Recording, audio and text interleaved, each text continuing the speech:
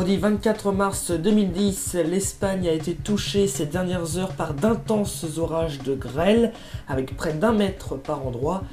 Un orage spectaculaire s'est abattu sur la ville de Perth en Australie, comme vous le verrez avec des vidéos amateurs. Et enfin, nous ferons un point sur la grande douceur qui est actuellement observée en France, et notamment dans le Grand Ouest, avec des pics à 20 degrés. Un violent orage de grêle s'est abattu dimanche après-midi pendant 45 minutes, entre 17h et 17h45, sur la ville de Badajoz, dans le sud-ouest de l'Espagne.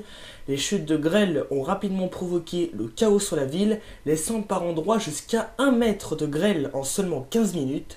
Par la suite, s'en est suivi de fortes pluies durant au moins 30 minutes.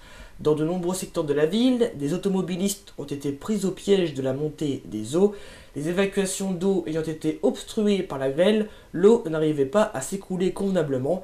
Les services de secours ont indiqué que certaines habitations ont été inondées et certaines toitures n'ont pas résisté au poids de la grêle.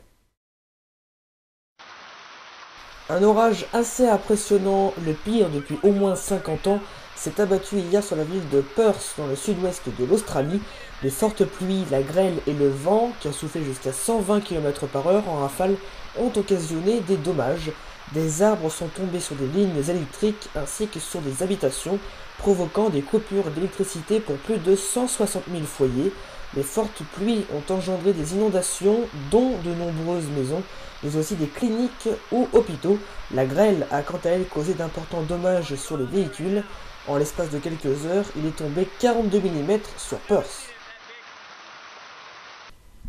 Et puis, ça ne vous a pas échappé, il fait très doux actuellement sur le pays, et notamment dans le Grand Ouest. Regardez cette carte préparée par nos équipes avec les observations des températures maximales de ce mardi 23 mars. Regardez, on avait 13 à Brest, on avait 15 à Nantes, 16 à La Roche-sur-Yon, 19 degrés à Niort et même une pointe à 20 degrés à Angoulême. Et puis à droite, vous avez les observations du mercredi 24 mars, mais à midi.